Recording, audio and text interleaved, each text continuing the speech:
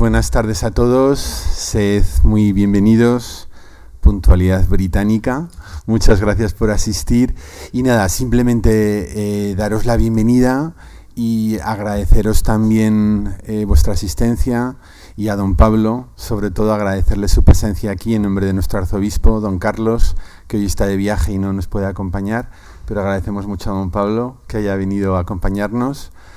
Y ese agradecimiento lo hago extensivo a la delegación episcopal, en la figura de su delegado, de su conciliario, por todos los actos que han programado para esta semana tan importante.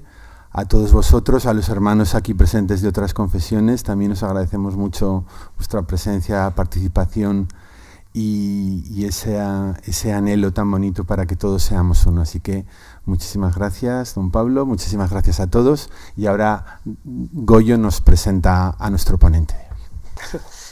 Bueno, como delegado de ecumenismo me tocó hoy presentar al ponente, a quien agradecemos su disponibilidad y las facilidades que nos ha dado para estar entre nosotros.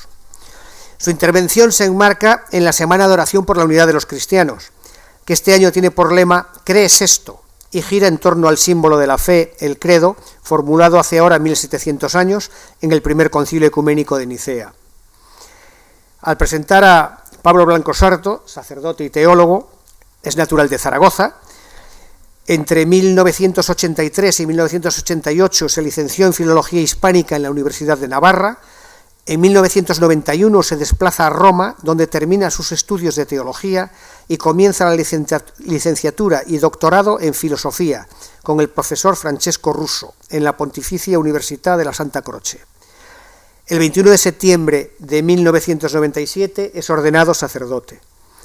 En 2001 comienza la licenciatura y doctorado en teología dogmática en la Universidad de Navarra, obteniendo en ambos premio extraordinario. En el curso 2006-2007 realiza estudios de teología ecuménica con el profesor Günther Benz en la Facultad de Teología Evangélica, o sea, protestante, de Múnich. En 2003 obtuvo el premio Ratzinger de Teología. Actualmente es profesor titular del Departamento de Teología Sistémica de la Universidad de Navarra en las áreas de ecumenismo, teología sacramentaria y del ministerio. Profesor asociado del Instituto Core Curriculum, profesor del Máster en Cristianismo y Cultura Contemporánea, profesor contratado por la Agencia Nacional de Evaluación de la Calidad y Acreditación. Desde 2021 es consultor de la Subcomisión de Relaciones Interconfesionales de la Conferencia Episcopal y desde 2023 profesor en la especialidad de ecumenismo en la Universidad Pontificia de Salamanca. Es autor de muchísimas obras. Entre su extensa obra destacaríamos 31 ensayos, manuales y monografías, entre las que destacaremos las dedicadas a la vida, obra y teología de Joseph Ratzinger, Benedicto XVI, el Concilio Vaticano II y el Diálogo Católico-Luterano. Recientemente se ha publicado un libro, Ecumenismo Hoy, breve introducción a la unidad de los cristianos, de la editorial San Pablo 2022, que además se lee muy fácil. Entonces, pues para los interesados en este tema, pues bueno, aprovecho y lo recomiendo. Más de 60 ediciones, traducciones y colaboraciones, y más de 100 artículos científicos en diversos medios, muchos de ellos sobre ecumenismo. Y bueno, antes de dejarles con él, pues decirles simplemente, gracias Pater, el factor campo está contigo, juegas en casa. Efectivamente, gracias a ustedes. Claramente juego en casa. Gracias por este reencuentro, por este volver a las raíces, esta querida Zaragoza. Yo creo que la última vez que estuve aquí era el Cinepax, para ver alguna película.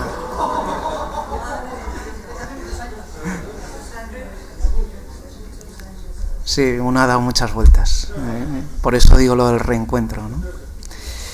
Bien, pues como se ve, el título de mi relación o de mi charla es que conmemoramos con los 1700 años del Concilio de Nicea. Mi enfoque va a ser desde el ecumenismo, no desde la cristología y la historia, puesto que no soy un experto en esas materias, ¿no? Y me ha gustado el lema de este octavario, ¿crees esto? Es la pregunta que Jesús le hace a Marta cuando le dice, y todo el que vive cree en mí, no morirá. ¿Qué está preguntando ahí Jesús? ¿Te crees de verdad que yo soy capaz de dar nueva vida a lo que estaba muerto?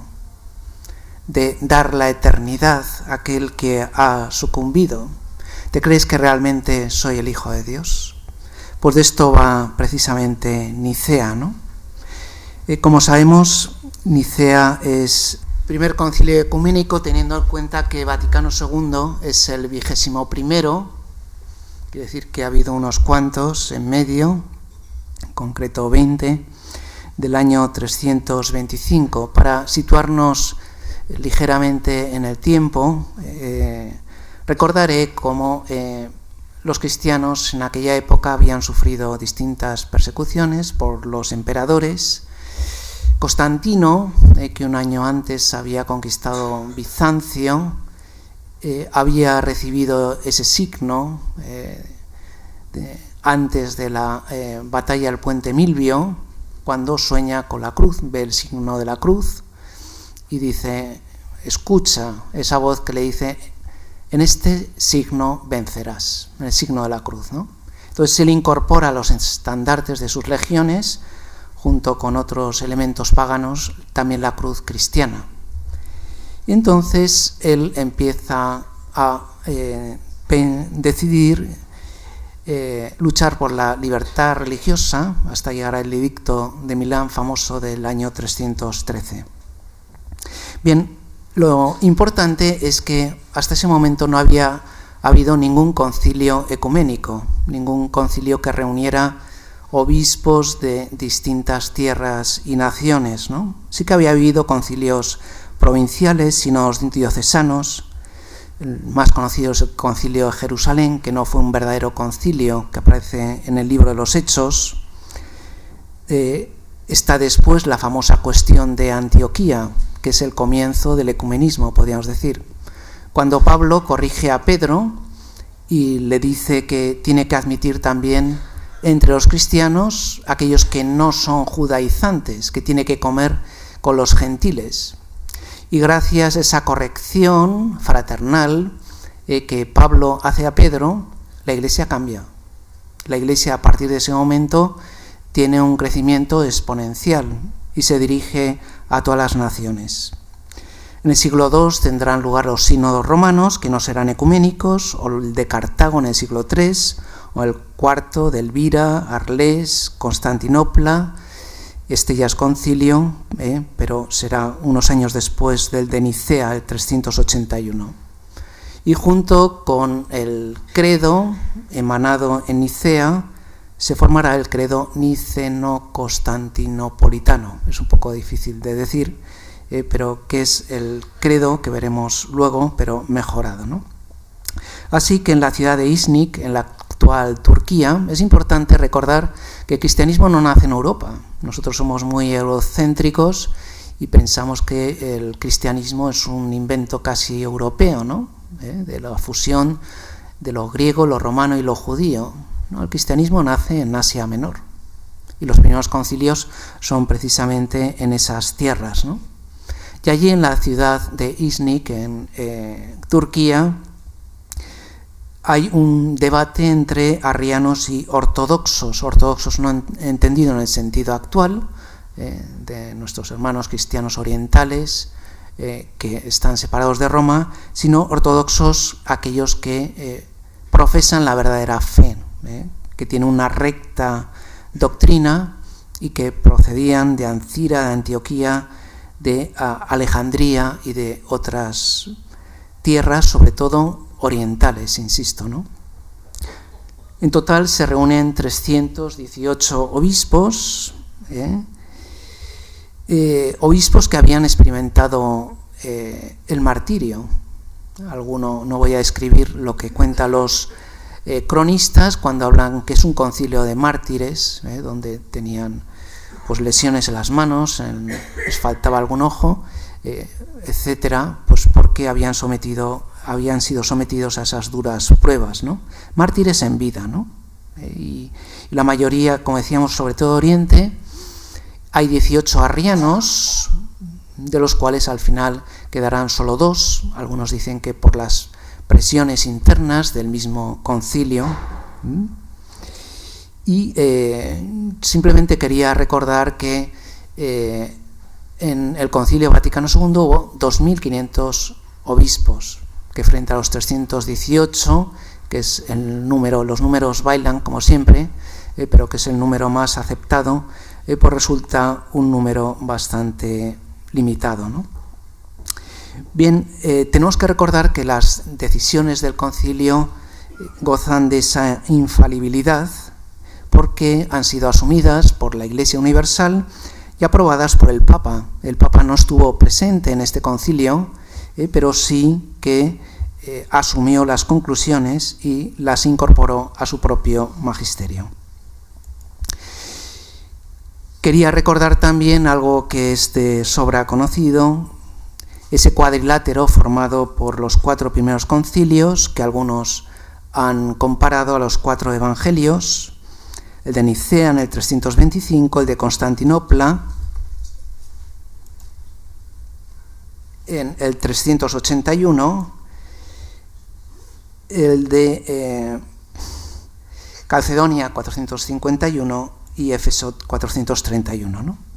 Es decir, lo que se está viendo aquí, los primeros concilios abordan las doctrinas cristológica y trinitaria, como centrándonos en las verdades fundamentales de la fe. Esto va a ser importante para el ecumenismo, como vamos a ir viendo, ¿no? Por poner una representación gráfica, habrán visto que en algunos iconos el Pantocrátor aparece con este gesto, donde se representan las 3 divinas personas y después la divinidad que se inclina bajo la humanidad, es decir, las 3 personas divinas que constituyen un solo Dios y las 2 naturalezas de Cristo, la humana y la divina, en un solo gesto. Algunos aparece también así. Es el mismo gesto para representar ese núcleo de las verdades fundamentales del cristianismo.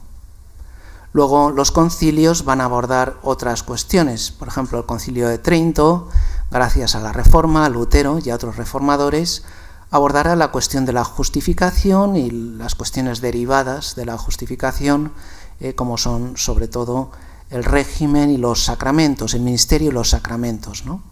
O los concilios Vaticano I y Vaticano II van a ser concilios eclesiológicos sobre la Iglesia. Vaticano I recordará la doctrina del primado del Papa y como fue bruscamente suspendido por la invasión de las tropas garibaldinas, se interrumpió el concilio de repente porque llegaron las tropas que proponían la unificación de Italia, tuvieron que salir de ahí, entonces luego tuvo que ser completado, así lo quería San Juan XXIII, con el Concilio Vaticano II, y junto al primado se recuerda la doctrina de la colegialidad del episcopado, ¿no? Y de esa manera tenemos como los 2 focos de la elipse que forman la comunión de la Iglesia. La Iglesia no es un círculo en torno a un centro único, no es una monarquía absoluta del Papa, lo ha recordado el Papa Francisco, ¿no? Sino que hay 2 focos, el primado y el episcopado, ¿no? La colegialidad de los obispos. Bien, pues esos primeros concilios abordan cuestiones sobre Cristo y la Trinidad, ¿no? También hay que llamar la atención sobre un hecho que quizá a nosotros nos llame la atención, y es que este concilio está convocado por un emperador, en este caso Constantino. Ahí aparece en el centro. Luego veremos que en otra representación, que a mí me gusta más, es desplazado, ¿no? Evidentemente Constantino en esa época no era ni siquiera cristiano, no había sido bautizado, no será bautizado hasta un año antes de su muerte, y como veremos su bautismo será arriano, ¿no? Pero él consideraba la religión como un instrumento al servicio del imperio. Aquí ya va a haber un contencioso, ¿no? Una dificultad que tendremos que afrontar, ¿no? El emperador lo inauguró en latín y se retiró, ya dejó el concilio que siguiera su propio curso, y lo que sí es interesante es que estaba presidido por un hispano, por Osio de Córdoba. El otro día teníamos una presentación en clase y subió al estrado un alumno brasileño de Río de Janeiro, muy divertido, y entonces él recordaba, ya solo por esto, ¿no?, que estaba presidido por uno de estas tierras, yo estaría orgulloso, lo decía él con el énfasis que les caracteriza, el entusiasmo que envidiamos, ¿no? Bien, entonces, para hacer esto más llevadero y para también presentar algunos temas, quería ponerle 3 minutos, con el permiso de ustedes, de un vídeo que es más largo, pero que presenta algunas cuestiones que podremos ir abarcando. Esta es quizá la bofetada más famosa de la historia de la teología cristiana. Quien ataca es Nicolás de Mira, que afirmaba la divinidad plena de Jesucristo. Y quien recibe el impacto es Arrio, un obispo de Alejandría, que sostenía que Jesucristo no era Dios en sí mismo, sino una criatura de Dios subordinada al Padre. Realidad o no, esta famosa bofetada se dio en el que es considerado como uno de los eventos más importantes en la historia de la Iglesia, el Concilio de Nicea. El 20 de mayo del año 325, la Iglesia cristiana entró en una nueva etapa de su historia cuando aproximadamente 230 obispos se reunieron en Nicea, una importante ciudad de Bitinia, la actual Iznik, en Turquía. Esta reunión marcó el primer concilio ecuménico, es decir, general o mundial, de la Iglesia, el cual fue convocado para abordar una cuestión central de la teología cristiana, la divinidad de Jesús. ¿Por qué este concilio llegó a ser tan importante, si no el más importante en la historia de la cristiandad? No fue solo debido a sus implicaciones teológicas, sino también a la particular interacción de fuerzas políticas y sociales que confluyeron en su convocatoria y conclusiones. El concilio se convocó mientras el emperador Constantino terminaba de consolidarse como la única autoridad política del ya envejecido Imperio Romano. Con su gobierno, como veremos a continuación, el Estado comenzó a tener una influencia creciente en los asuntos eclesiásticos. El hecho de que el concilio fuera convocado por la autoridad máxima del imperio sentó un gran precedente para las futuras interacciones entre la Iglesia y el Estado. Hubo un cambio en cuanto a la situación anterior de la Iglesia. Pasó de ser una organización perseguida por la sociedad a una apoyada por el Estado romano. Les he puesto este vídeo porque es un vídeo evangélico, no es un vídeo, digamos, católico, y sí que plantea las cuestiones así como más debatidas, más nucleares. Bueno, aparte de que me parece que la calidad del vídeo es bastante buena, ¿no? Luego se mete en cuestiones como más técnicas y por eso les he evitado pues ese esfuerzo, ¿no? Entonces, ¿qué es lo que propone? ¿O cuál es el detonante, el motivo por el cual tiene lugar este concilio? Pues, en primer lugar, el culpable, podríamos decir, es este sacerdote alejandrino, de Alejandría en Egipto, llamado Arrio, que frente a la leyenda de que efectivamente San Nicolás de Mira o San Nicolás de Bari pues se levantara y le diera una bofetada, la leyenda dice que efectivamente hizo eso en presencia del emperador. Entonces el emperador, como nadie podía golpear a otro en su presencia, lo destituyó como obispo, ¿no? Y él, estando por la noche en su celda, recibió una visita de María y de Jesús, y entonces le devolvieron los atributos episcopales, ¿no? Y entonces, ante eso, Constantino tuvo que ceder y darle la razón a San Nicolás, ¿no? Por otro lado, San Nicolás es nada menos que Santa Claus. O sea, imagínense ustedes cómo, digo, aparte de que es una actitud un poco chocante para nuestra sensibilidad, uno no se imagina a Santa Claus atizando de esa manera. Sí que pudo atizarle a lo mejor verbalmente, porque la cuestión era importante. Lo que decía Arrio es que el logos es creado, no creador. Luego veremos qué quiere decir esto, ¿no? O sea, que es una criatura hecha por Dios, el logos, el verbo, la palabra. Por lo tanto, no es eterno, no es Dios. Es una criatura eximia, un ser superior, sin más, un hombre divinizado, pero nunca será el Hijo de Dios encarnado, ¿no? Frente a Arrio se va a levantar Atanasio, que tiene una teología de la encarnación que hemos vivido estos días de Navidad, ¿no? Y dice que lo que no ha sido asumido no ha sido redimido. O sea, aboga, recuerda la verdadera divinidad y la verdadera humanidad del Verbo encarnado. Y es una cuestión crucial, porque si realmente nos habla la encarnación en los términos que nosotros confesamos, no solo en el credo de Nicea, sino en el de los apóstoles o en el de Constantinopla, pues realmente no toda nuestra condición está redimida. Se me viene a la cabeza el Evangelio de ayer, de la misa de ayer, cuando el leproso le dice de un modo muy delicado a Jesús: Señor, si quieres puedes limpiarme. Y entonces, en ese momento, Jesús con gran decisión dice: quiero, queda limpio. Solo le faltaba añadir: porque puedo limpiarte, porque puedo sanarte, porque puedo salvarte. Si realmente no es Dios, no puede salvarnos. Si realmente no es hombre, tampoco puede salvarnos. Por lo tanto, el confesar las dos naturalezas, divinas y humana, de Jesucristo, pues resulta un elemento no puramente anecdótico, sino realmente crucial, ¿no? Lo que no ha sido asumido no ha sido redimido. Por lo tanto, dejando tanto un monofisismo que se olvida de la naturaleza humana como un arrianismo que se olvida de la condición divina, tenemos que repetir con Juan aquella afirmación que Jesús hizo de sí mismo: yo y el Padre somos uno. Por lo tanto, el consustancial que va a enunciar Nicea es algo que se encuentra en los Evangelios, en la Escritura. Por eso es coeterno al Padre, es engendrado sin principio, aunque encarnado y nacido en el tiempo, en la historia.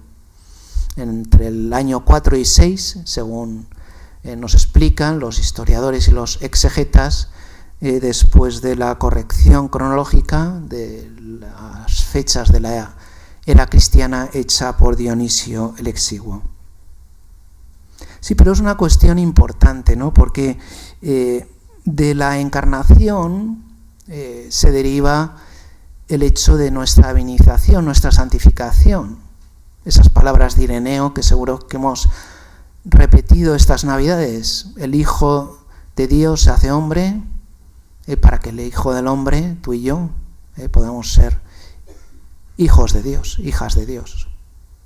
Es una cuestión definitiva. Los teólogos hablan de cómo nuestra condición humana, en contacto con la naturaleza humana de Jesucristo, es como un hierro frío, sucio, que se mete en el fuego, en las brasas, y entonces ese hierro se empieza a caldear, adquiere primero un color rojizo, después amarillento, blanco, ahí se puede trabajar, y entonces esa es nuestra naturaleza humana divinizada. Es hierro, pero es fuego. Nosotros somos humanos, a veces muy humanos, harto humanos, como decía Nietzsche, pero por la encarnación puede darse, si nosotros queremos, esa condición de nuestra divinización. Por lo tanto, esto que también es muy oriental, la theosis que dicen ellos, ¿no? Hay en el bautismo oriental, hay un gesto muy bonito. Como saben, los sacramentos de la iniciación cristiana se los dan a un niño recién nacido. Primero lo bautizan por inmersión, después lo confirman, no hace falta que vaya el obispo, cualquier presbítero puede confirmar, y después le dan la comunión, la primera comunión, lógicamente bajo la forma del vino, porque es un lactante. Y después el pope toma al niño, ese niño que está divinizado, y bendice a la asamblea, porque ese niño es sagrario, la Trinidad.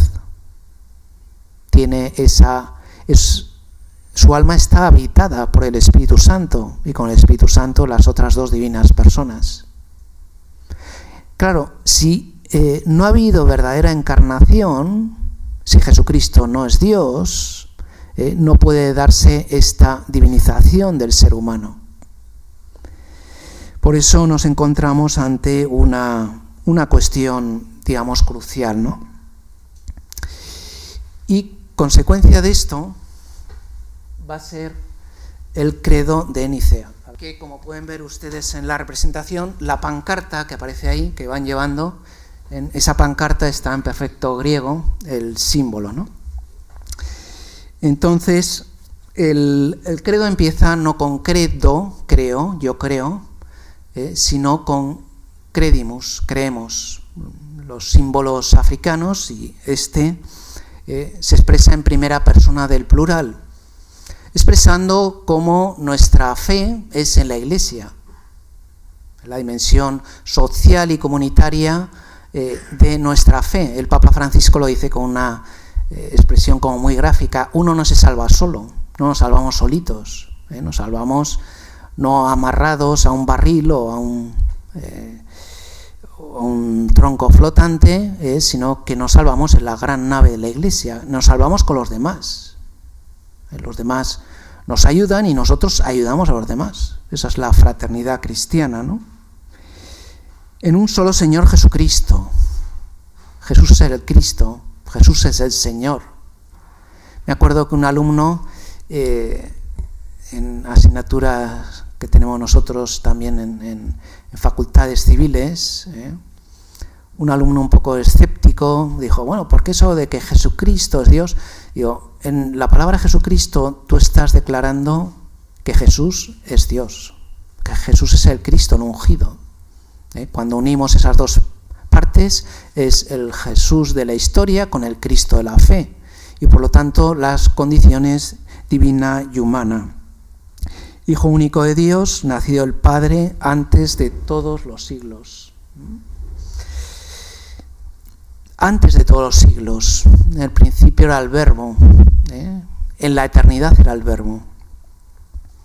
Dios de Dios, luz de luz, Dios verdadero de Dios verdadero. Estos días hemos celebrado esa simbología de la luz, que los pueblos nórdicos expresan con tanta belleza, ¿no? De ahí viene el árbol de Navidad. El árbol de Navidad no es un símbolo pagano, ¿no? Es tan cristiano como el Belén, quizás más abstracto, eso sí, pero lo que hacían los nórdicos, los germánicos, es en un claro del bosque, ahí posiblemente nevado, escogían un árbol que estaba aislado, y ese árbol primero ponía las manzanas, que expresaba el pecado, Adán y Eva, aunque que no es seguro que fuera una manzana, es un símbolo, ¿no? Me acuerdo de una alumna que me dijo: bueno, podía haber sido un kiwi. Me digo, pues sí, podía haber sido, ¿no? Y sobre esas manzanas que expresaban el pecado, una luz, una vela. Y ese árbol, que es Cristo, ilumina a ese bosque en la penumbra, a oscuras, a toda la humanidad. Dios de Dios, luz de luz. Dios verdadero de Dios verdadero. Engendrado, estos de orígenes, ¿no? No nacido o simplemente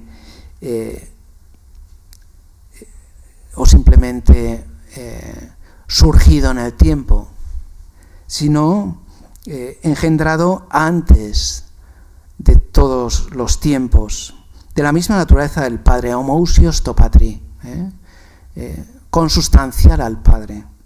Consustancial al Padre la divinidad, consustancial a nosotros en la humanidad. Por quien todo fue hecho, por quien todo fue hecho. Nos hemos atascado de nuevo, perdón.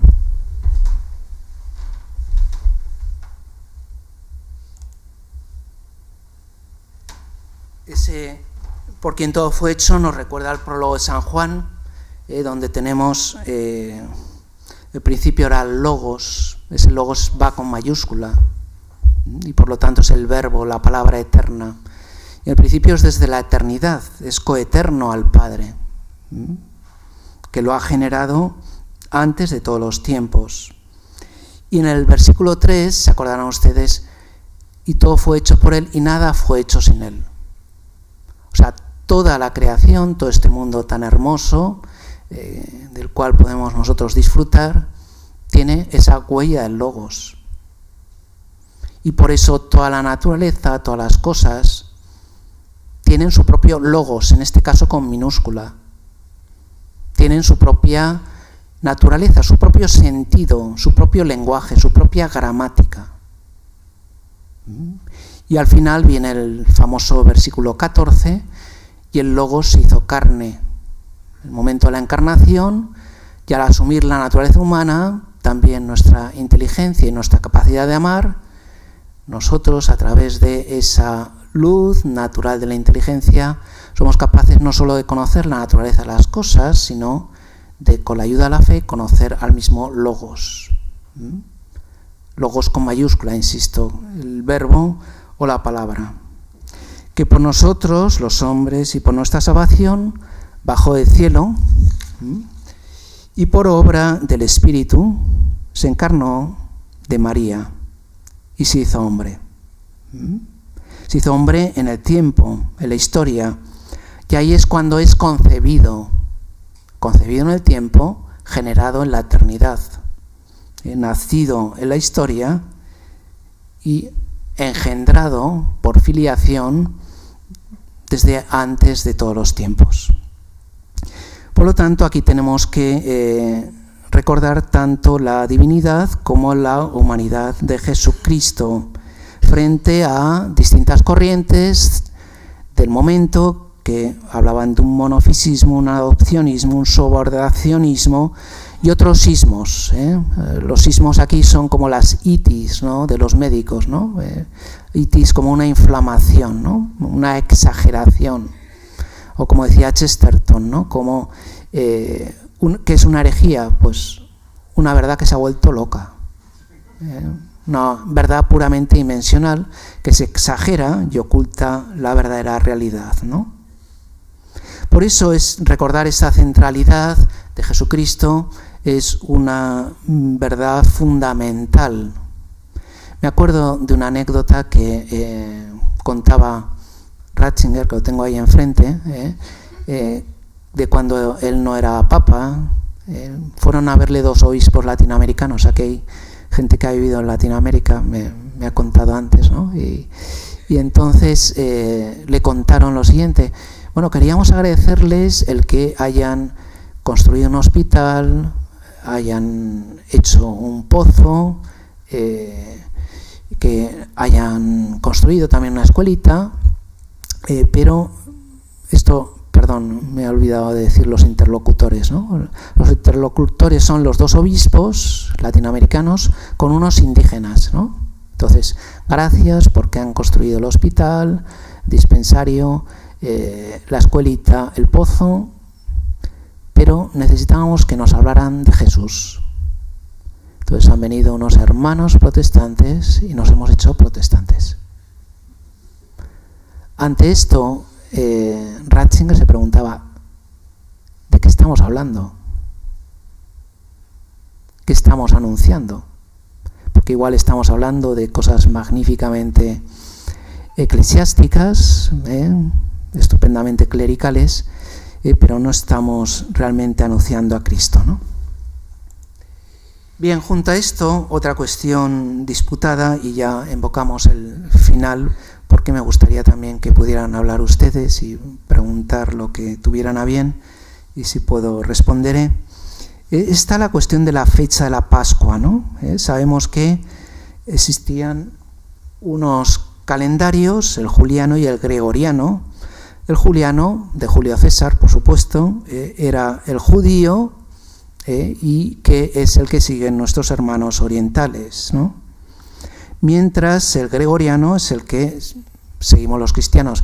En aquella época lo seguían Roma y Alejandría, y después de Nicea se hizo universal, y es el que compartimos los católicos y los protestantes, ¿no?, y los anglicanos, por supuesto, ¿no?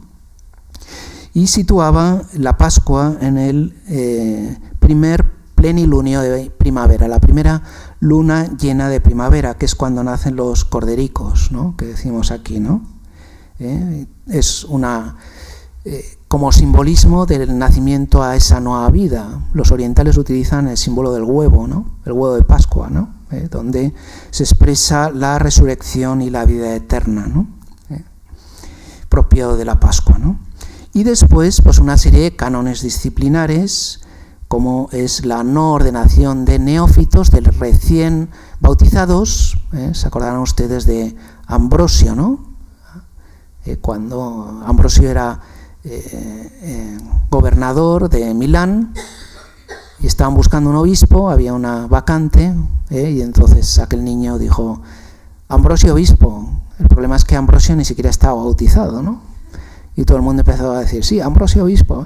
Y entonces lo eligieron obispo y tuvieron que bautizarlo y ya ordenarlo y todo, ¿no? Bueno, pues para evitar eso, Nicea dispuso una serie de tiempos prudenciales, ¿no? O lo que vivimos ahora de que en una ordenación episcopal haya 3 obispos expresando la comunión, pues es también de Nicea, ¿no? La acogida a los lapsi, de aquellos que habían apostatado de la fe, también fue algo, un gesto de misericordia que promovió Nicea, ¿no? O animó a los sacerdotes a vivir bien el celibato, entró también en la cuestión de las diaconisas, o recordó que los domingos y en Pentecostés había que rezar de pie y no de rodillas, como expresión del gozo pascual del momento, ¿no? La cuestión es, ¿consiguió Nicea la paz que buscaba? Sabemos que el emperador había reunido ese concilio para conciliar, valga la redundancia, a los arrianos con los ortodoxos, y de hecho el emperador pagó el banquete final, eso es importante, pero esto no trajo la paz, a pesar de que los banquetes siempre suelen conciliar, ¿no? Siguieron las luchas en la Iglesia, también por problemas lingüísticos. Los textos eran en griego, entonces, por ejemplo, los alejandrinos o los armenios no entendían los conceptos de naturaleza o sustancia que estaban en estas definiciones, y de ahí vino un primer cisma, las antiguas iglesias orientales, que, por cierto, en fechas recientes se ha resuelto ese malentendido lingüístico con la firma entre Juan Pablo II y Cariquín II, donde bueno, pues expresaba que los conceptos de naturaleza y persona que se manejaban en las respectivas iglesias no eran contradictorios, sino distintos, y que confesaban pues la Trinidad de personas en la unidad de la divinidad, y al mismo tiempo las dos naturalezas en la persona divina de Jesucristo, ¿no? Y no hemos de olvidar que, por ejemplo, arrianismo en estas tierras hispanas hubo hasta el siglo IX, donde terminó con la conversión de Recaredo. O sea, desde el siglo IV hasta el IX ha habido arrianos poblando el planeta entonces conocido, ¿no?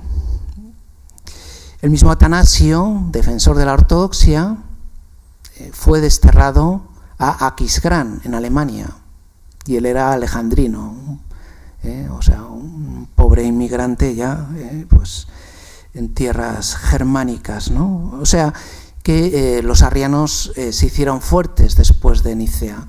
Lo digo esto porque, esto lo decía también Benedicto XVI, no nos debe llamar la atención de que nosotros decimos, después del Vaticano II, pues no ha habido conversiones en masa, hubo un movimiento ecuménico masivo, hay también dificultades en nuestras iglesias, también la católica, por supuesto. Bueno, es que después del Concilio de Nicea, bueno, pues todavía no se confesaba la fe definida en el mismo credo, ¿no? De hecho, Arrio muere en el 336 sin reconciliarse con la Iglesia, y Constantino muere en el 337. bautizado por Eusebio de Nicomedia, que era un pariente lejano suyo, y es uno de los 2 obispos arrianos que habían quedado en Nicea, ¿no? O sea, Constantino quiso instrumentalizar la religión para conseguir la paz social. Quiso convertir la religión en un instrumento del imperio, que en el vídeo que hemos visto es una cuestión planteada. Este vídeo pertenece a las llamadas iglesias libres, donde sostienen la separación entre iglesia y Estado. Lógicamente, siguiendo las palabras de Jesús, dad al César lo que es de César y a Dios lo que es de Dios, ¿no? Y en realidad, Constantino no presidió el concilio, puesto que no tenía capacidad teológica para hacerlo. O sea, de hecho, Constantino era más cesaropapista y arriano. Quería poner esta ilustración porque creo que expresa mejor la posición de Constantino en el concilio, ¿no? Lo vemos como en esa representación, si no me equivoco, el que está entronizado es el Evangelio, como ocurrió en el Concilio Vaticano II. Constantino está a un lado, y después los obispos rodeándole, ¿no? Quienes se resistieron a que el imperio controlara la Iglesia fue precisamente los obispos. Y más en concreto, porque aunque la mayoría de los obispos asistentes a Nicea confesaron la verdadera fe sobre las 2 naturalezas de Cristo, sin embargo, había una presencia masiva de obispos arrianos. La mayoría de los emperadores y de los obispos pertenecían a la Iglesia arriana. Y entonces, aquí es donde hay una aportación muy interesante, a ver si lo hay. Y es la aportación de John Henry Newman, que por cierto este año también se cumplen los 200 años de su ordenación como presbítero anglicano. En 1825 se ordenó como pastor anglicano, ¿no? Y entonces Newman cuenta cómo él tenía, pues como decimos aquí, unos barruntaba lo que podía pasar. Newman estaba en ese momento en la cresta de la ola. Era el rector de St. Mary's, la capellanía universitaria de Oxford, ¿no? Era tutor de Oriel College, y él empieza a ver cómo, estudiando precisamente esta crisis arriana del siglo IV en torno a Nicea, quienes llevan a la Iglesia la verdadera fe no son los poderosos, no son ni los emperadores ni los obispos, en su mayoría arriana, como acabo de decir, ¿no? Sino que van a ser precisamente los laicos. Y entonces él, a pesar de ser anglicano en Inglaterra, llega a la conclusión de que la Iglesia de Roma está donde estaba. Lo dice con estas palabras, ¿no? Entonces, él se da cuenta de que la verdadera fe que ahora profesaba Roma era idéntica a la que profesó en tiempos de Nicea, ¿no? Bien, pues digamos que ahora en tiempos de sinodalidad es importante que veamos la importancia del papel de los laicos, ¿no? ¿Qué podemos aprender de Nicea? Pues en primer lugar, el papel de los laicos. ¿Cómo han sido los laicos quienes han sido capaces de descubrir o de difundir, ¿no? Los laicos que estaban como más pegados al terreno. Digo, a veces los eclesiásticos estamos pues en una dinámica o con unas teorías en la cabeza que nos impiden ser suficientemente prácticos, ¿no? Un padre, una madre de familia o una religiosa están como más en contacto con la realidad, Y tal vez, yo lo he podido descubrir en más de una ocasión, tienen no solo sentido común, sino también sentido cristiano, ¿no? Esos laicos sencillos, que madrugan, que rezan, que trabajan, pues fueron capaces de devolver a la Iglesia a la verdadera fe, ¿no? Después, otro fenómeno interesante, otra conclusión que podemos sacar es cómo esa unidad para confesar la humanidad y la divinidad de Jesucristo, que precisamente fue el comienzo del Consejo Mundial de las Iglesias, en esa reunión de Ámsterdam de 1948, donde se unieron los intentos de Life and Work, que era la vertiente práctica de los cristianos que se dedicaban a la acción social, con la versión más doctrinal de Faith and Order, dieron lugar a ese Consejo Mundial de las Iglesias, y precisamente en la conferencia de Evanston en el año 1956 declaran cómo esas verdades fundamentales de la Trinidad y de las dos naturalezas de Cristo deben ser el fundamento y el principio de todo movimiento ecuménico, ¿no? Y de ahí va a surgir esa gran conferencia de iglesias, que no es una superiglesia tal como ellos la conciben, sino que es un gran foro de diálogo de todos los cristianos que confiesan las tres divinas personas y las dos naturalezas de Jesucristo. Después, otra iniciativa es Pascua Together, que es el Papa Francisco nos lo ha recordado. Este año 25 vamos a celebrar juntos la Pascua. El calendario juliano y el gregoriano van a coincidir, y el Papa Francisco ha pedido que de aquí en adelante podamos celebrar juntos en la misma fecha esa Pascua, ¿no? El Papa Francisco, con la gracia que le caracteriza, dice, bueno, es que para unos cristianos Jesús resucita un día y para otros resucita otro, ¿no? No es que sea así, pero es importante también que ese gesto de la celebración el mismo día, pues pueda ser un motivo de unidad, ¿no? Y por último, o penúltimo, la conferencia de Estocolmo, también este año, ¿no? Que es el llamado Nicea de la ética. Muchas veces en el diálogo ecuménico lo que nos separan son cuestiones morales. Hay cuestiones que también nos unen. El medio ambiente o la bioética o la ética social, pues hay cuestiones que nos unen y otras que no nos unen. Por lo tanto, en esta reunión de Estocolmo se quiere llegar a un agreement, ¿no? A un acuerdo entre estas distintas iglesias, ¿no? Entre todos los cristianos. Y por último, y ya como un desideratum, y ya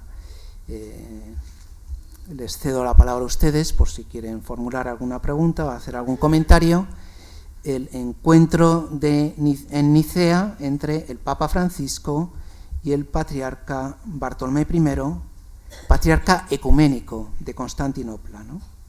Y que creo que puede ser un buen motivo para rezar en este octavario. Pues muchas gracias por su paciencia, por su atención, y ahora pues me someto también a los comentarios o a lo que tengan bien a decir.